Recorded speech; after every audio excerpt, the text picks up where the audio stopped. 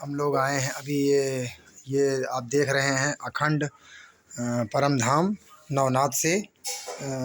और हम यहाँ आए थे रात्रि विश्राम हेतु। और ये इनके उद्देश्य हैं। और यहाँ पर जो हमारे संत साहब हैं, मौजूदा संत श्री सुभाष शास्त्री जी महाराज, ये यहाँ पर नहीं हैं, इसलिए इनके जो सेकंड हैं, जो यहाँ पर इस वक्त मौजूदा हैं संत जी, हम इनसे इनका परिचय जानकर और इनसे एक निवेदन करेंगे कि ये आने वाली सनातन संस्कृति को किस रूप में देखना चाहते हैं। क्या हम सनातनियों को अपने आप में कुछ सुधार करना चाहिए, और हम जो हैं कैसे एक बेहतर समाज का निर्माण हो इसके लिए क्या योगदान दे सकते हैं, और क्या वो योगदान हमें देना चाहिए, क्या दायित्व हैं हमारे, इन विषयों पर थोड़ी सी बात करेंगे। आपसे भी निवेदन यही रहेगा कि संभव हो तो इन्हें इसमें देखें और अपने लायक जो कुछ सुझाव और सलाह हो, महाराज जी की सुझाव और सलाह देखने के बाद, सुनने के बाद कृपया करके कमेंट में बताएं, ताकि हम सब मिलकर एक अच्छे राष्ट्र का और एक अच्छे देश का निर्माण कर सकें, ताकि हमें सच में जो हमारी सनातन संस्कृति है गर्व करने योग्य है, उसमें हम सच में गर्व कर सकें। क्योंकि अभी ऑलरेडी में हम गर्व करते हैं, हमेशा गर्व है हमेशा इस बात का कि हम सनातन संस्कृति के हैं, लेकिन कुछ व्यवस्थाएं ऐसी हैं जो हमें थोड़ा सा शायद सुधारनी चाहिए, और ये सब हमसे ही संभव है। अगर हम नहीं सुधरेंगे तो ये संभव सुधारने के लिए कोई मंगल और बृहस्पति से आने वाला नहीं, और ना ही शनि देवता आएंगे कोई। वो दंड करने के लिए आएंगे विभिन्न रूपों में, विभिन्न कारणों से आएंगे, विभिन्न तरीक़ों से आएंगे, लेकिन प्रत्यक्ष में सुधार के लिए हमें अपने आप से क्या करना चाहिए। महाराज जी, मैं आपका परिचय जानना चाहूँगा। मेरा परिचय ये है कि मैं इस आश्रम का एक छोटा से छोटा अहदेदार हूँ, इनके इस आश्रम का चौकीदार हूँ। जी, आपने बिल्कुल मोदी जी वाली बात कर दी, ये अच्छा लगा मुझे। यही है, हम सभी लोग कायदे से देखा जाए ना तो इस धरती पर एक चौकीदार के रूप में ही आए हैं। जो जितना बड़ा पद का अधिकारी होता है वो उतना ज़्यादा बड़ा चौकीदार होता है। इसमें ये असर ये है कि हम सब कुछ रिटायर्ड मैं मास्टर ग्रेड से रिटायर हुआ। अच्छा जी, जी जी, जय हो गुरु जी।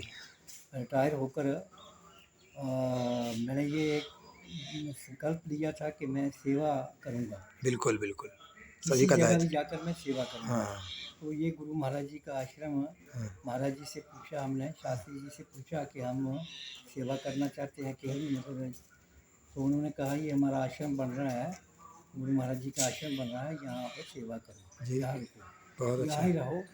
तो हमने घर बार छोड़कर, बाल बच्चों को, बीवी को छोड़कर, क्योंकि वो भी मास्टर थे, अच्छा जी, तो उनको छोड़कर हम यहाँ आ गए। अच्छा जी, फिर जब उनकी रिटायरमेंट होगी तो वो भी यहाँ आ गए। अच्छा अच्छा, हाँ, तो हम दोनों यहाँ सेवा करने में लगे हैं। सबसे पहले जो है कि सनातन धर्म जो है हमारा, ये इससे ऊंचा कोई धर्म नहीं है। बिल्कुल बिल्कुल। सनातन धर्म से ऊंचा कोई धर्म नहीं है, चाहे कोई कितने और धर्म बना ले, और जो बना रहे हैं इसी तरह से, तो इसी वजह से तो हमारा वो हो रहा है, पतन हो रहा है, होता जा रहा है। तो हमें सबसे पहले अपनी संस्कृति पर ध्यान देना चाहिए। संस्कृति हमारी में ये है कि सबसे पहले हमें माँ बाप, माँ जो है ये पहला गुरु है जी, बाप जो है ये दूसरा गुरु है। हाँ, फिर उसके बाद गुरु है, गुरु जी जो कि हमें जो ज्ञान देते हैं। ज्ञान देते हैं, ज्ञान वाले गुरु होते हैं, वो ज्ञान देते हैं और हमें अंधेरे से उजाले की तरफ ले बिल्कुल जाते बिल्कुल, अस्तो मा हैं। सद्गमय। मगर हमने सबसे पहले देवी देवताओं की पूजा छोड़कर, बाकी काम छोड़कर हमें माँ बाप की पूजा करनी चाहिए। माँ बाप की पूजा करेंगे क्योंकि वो हमें जन्म देते हैं और वो हमें ये अपने इसे संस्कृति का पता करते हैं, और अच्छे संस्कार, अच्छे माँ बाप जो हैं बच्चों को अच्छे संस्कार देते हैं। मैं माँ बाप से ये आगे विनती करूँगा, माँ बाप के आगे ये विनती करूँगा कि अपने बच्चों को अच्छे संस्कार, अगर आप अच्छा बनाना चाहते हैं, अच्छा बनने के लिए पढ़ाई नहीं चाहिए, पढ़ाई भी चाहिए, वो तो रोजगार के लिए पढ़ाई चाहिए, मगर अच्छे संस्कार जो है, अच्छे संतों के पास बच्चों को अच्छे सत्संग जो अपने हाँ आगे पीछे हों, उनके पास उनको ले जाएं और वहाँ उनको जो उनके प्रवचन होते हैं, संतों के प्रवचन होते हैं, बिल्कुल वो बिल्कुल। सुनने को मिलें और उस पर थोड़ा सा विचार करें और अपने बच्चों को भी और खुद भी मतलब उस पर विचार करना चाहिए। और माँ बाप जो है मॉडल है, जैसा माँ बाप करेंगे वैसे बिल्कुल बेटे बिल्कुल, वो बच्चे बिल्कुल करेंगे। बिल्कुल बिल्कुल मॉडल हैं, जब हाँ, जाहिर सी बात हम तो उनसे बने हैं। हमें मॉडल बनना चाहिए। हमें हमारा जन्म जो हुआ है, बड़े भाग्य मनुष्य जन्म पावा, हाँ सब दुर्लभ सब ग्रंथ ही गावा। हाँ बड़े भाग्य से हमें मनुष्य का जन्म मिला है हाँ और फिर कभी मिले या ना मिले, और इससे पहले मिला है या नहीं मिला है, मगर इस भगवान की कृपा से ये मनुष्य का जन्म मिला है। इसको हमने अच्छे ढंग से वो करना चाहिए और देश के प्रति हमारी भावना होनी चाहिए। देश पर हमने मर मिटना चाहिए। हाँ, देश मातृभूमि हाँ, जननी जन्मभूमिश्च हाँ, स्वर्गादपि हाँ, गरीयसी। हाँ, तो ऐसा है कि हमें अच्छे संस्कार बच्चों को देने चाहिए। जब बच्चों को अच्छे संस्कार देंगे तो उनमें हर चीज़ की देशभक्ति भी जागेगी। जी बिल्कुल। माँ बाप के अच्छा, बारे मैं में। आपकी बात को बीच में थोड़ा सा समझूंगा। मेरा एक अपना मानना है कि क्या हमें ऐसा, क्या हम ऐसा नहीं कर सकते कि हम रोज़ अपने बच्चों को सिर्फ चूँकि सनातन संस्कृति जो है वेदों के अनुरूप होनी चाहिए, तो क्यों नहीं हम पूरे दिन के 24 घंटे में सिर्फ बच्चे से एक बार कहते हैं कि बेटा कम से कम रोज़ एक श्लोक जरूर पढ़ो वेद का। आजकल तो सबके पास मोबाइल है, मोबाइल में सब कुछ है। एक वेद को हमें केवल फॉलो कर, एक वेद का एक मंत्र रोज़ पढ़ना है और उस पर विचार करना है 10 मिनट। और थोड़ा सा समय हम अपने आप को भी दें, ताकि 10 मिनट हम अपने आप को भी मजबूत बनाने के लिए 10-15 मिनट योग करें, सुबह उठ के योग करें और थोड़ा साफ़ सफाई रखना प्रयास करें अपने आसपास पर्यावरण को। क्योंकि पर्यावरण जब साफ़ सुथरा रहेगा, आपके आश्रम में सबसे ज़्यादा मुझे अच्छा यही लगा कि आपने इतने सारे पेड़ लगा रखे हैं जगह जगह, बहुत सुंदर लग रहा है नज़ारा यहाँ का। पूरा आश्रम तो बहुत बड़ा है इनका, और मैं दिखाना चाहूँगा कि काफ़ी अच्छे से बनाया है इन्होंने, बहुत अच्छा। संत जी ने इसको पूरी ग्रीनरी है और खूब सारे पेड़ लगे हैं, साफ़ सफाई का भी विशेष ख्याल रखा है और बिल्कुल बहुत तरीके से लगाया है। देखिए तुलसा जी का एक, ये तुलसा जी हैं जो इन्होंने एक महिला के ऊपर रखा है, स्टैचू के ऊपर। हाँ जी, तुलसी माँ। अब देखिए ना, तुलसी माँ ही हैं जो तुलसी जी को धारण किए हुए हैं, तो कहीं ना कहीं हमें इनका चरण स्पर्श करना चाहिए। ऐसी ऐसी ऐसे संस्कार दें, ऐसी ऐसी चीज़ों से उन्हें, बच्चों को प्रेरित करने का प्रयास करें कि प्रकृति हमारे ज़िंदा रहने के लिए सबसे ज़रूरी चीज़ है। हम कुछ और नहीं करके सिर्फ पेड़ लगाकर आसपास के वातावरण को साफ़ सुथरा रखकर भी एक अच्छे समाज का निर्माण कर सकते हैं। यदि हम बहुत ज़्यादा ज्ञानी नहीं हैं अपने आप में, तो मान लीजिए हम बहुत अच्छे ज्ञानी नहीं हैं या हमारे आसपास कोई ऐसा गुरु हमें नहीं मिल रहा है जो हमको सही राह दिखा रहा हो, ऐसा हमें लगता है। हर गुरु कुछ ना कुछ सही सिखाता है, बस आपकी समझ में आना ना चाहिए। अगर ये नहीं हो रहा है तो कम से कम एक श्लोक आप रोज़ वेद का पाठ करें, और नहीं पाठ कर सकते तो मोबाइल पे सुन भी सकते हैं और उसका मनन कीजिए। आप निश्चय तौर पर अगर ये काम करेंगे, कुछ काम, पहला है मेरे हिसाब से कि आप, मेरे हिसाब से क्या, ये वेदों के हिसाब से ही है, पहला कार्य है अब उस प्रकृति रूपी परमेश्वर को सम्मान देते हुए पेड़ों को लगाना, बचाना, जीव जंतुओं से प्यार करना। दूसरा है अपने आप को, क्योंकि ये साधन आपको परमेश्वर ने दिया है तो इसकी जिम्मेदारी भी आपकी बनती है। इसको स्वस्थ और दुरुस्त रखने के लिए अच्छा खान पान और थोड़ी अच्छी दिनचर्या, जिसके द्वारा आप अपने शरीर को, शरीर रूपी साधन को बहुत दिनों तक निरोगी रख पाएंगे और तभी आप इस साधन से बहुत सारे अच्छे काम कर पाएंगे। एक बात और हाँ कहूँगा, मैं एक बात और कहूँगा जी। कि जो हमारे पेरेंट्स जो हैं, माता पिता जो हैं, हाँ बच्चों के माता पिता जो हैं, हाँ उनको विनती करूँगा, हाँ बार बार विनती करूँगा, दोनों हाथ जोड़कर उनके आगे विनती करूँगा हाँ कि इस बात का मनन करें हाँ और इस बात को बच्चों तक ज़रूर पहुँचाएं और बच्चों पर ये बिल्कुल इसको प्रैक्टिकल होना चाहिए। Early to rise early to bed हाँ makes man healthy wealthy and wise. हाँ। तो 3 चीज़ें तो हमें चाहिए ज़िंदगी में, 3 चीज़ें ज़िंदगी में आपने चाहिए। अंग्रेजी में बोला है, सभी लोग मेरे अंग्रेजी नहीं जानते होंगे। नहीं, मैं हिंदी हाँ में बोल रहा हूँ आपको। 3 चीज़ें हमें जो चाहिए वो ज़रूरी है।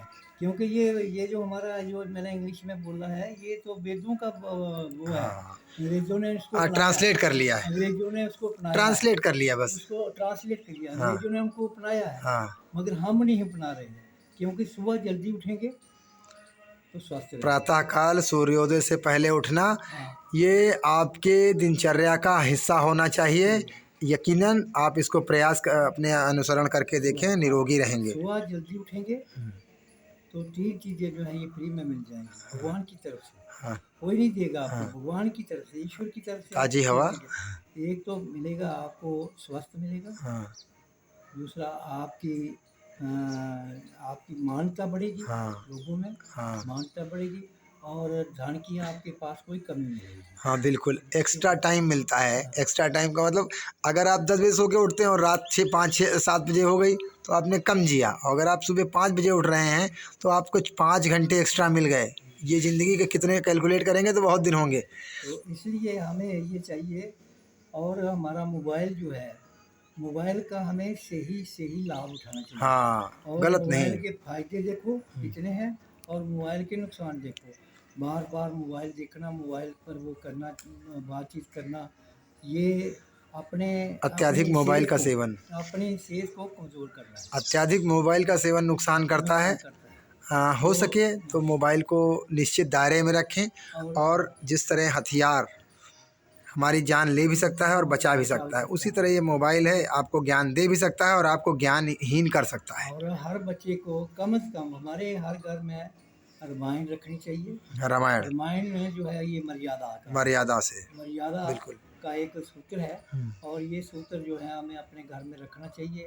और ये इस सूत्र से कम से कम हम बड़ा नहीं कहेंगे तो कम से कम बच्चों को, हर बच्चे को, अपने बच्चे को ये कहना चाहिए कि एक सिपाही जो है रोज की हमें याद करनी चाहिए। बिल्कुल, एक चौपाई रामायण की रामायण कंठस्थ करते जाएं, कंठस्थ करना। थोड़ा सा समय निकाल के। यकीन मानिए आप अपने व्यक्तित्व के अंदर निखार महसूस करेंगे।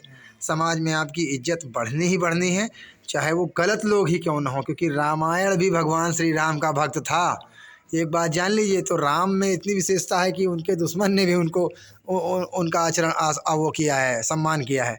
तो प्लीज़ हो सके तो एक रामायण की चौपाई पढ़िए आप, इससे कोई कमज़ोर नहीं होंगे।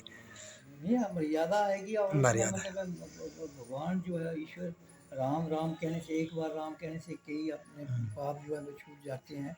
तो ऐसा है कि ये बच्चों को ज़रूर माइंड का ज़रूर ध्यान करवाना चाहिए, चलिए और महाराज जी, गीता का ध्यान कराना चाहिए। गीता का भी ध्यान कराएं। अपने शास्त्रों का विशेष ध्यान रखें। हाँ क्योंकि हमारे शास्त्र पर हम चलेंगे तो हमारा शास्त्र बचेगा, हाँ, बिल्कुल। हमारा अब साथ। महाराज जी, मैं आपसे निवेदन करूंगा कि हम दोनों ही लोग साथ में कुछ बात, मतलब अब मैं जहाँ तक समझ पाया हूँ महाराज जी को बातों से, उसमें महाराज जी शास्त्रों के अध्ययन पर और उन पर गौर करके, मनन करके आत्मसात करने के लिए कह रहे हैं। संभव हो तो एक एक कड़ी, एक एक चौपाई, एक एक शब्द ही रोज़ मनन करें, अध्ययन करें।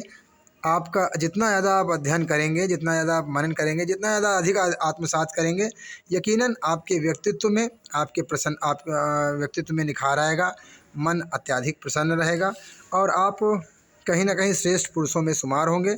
और साथ ही हमारी संस्कृति के अच्छे संचालक के रूप में हो सकता है आप हमें मार्ग दिखाएं आगे चल के।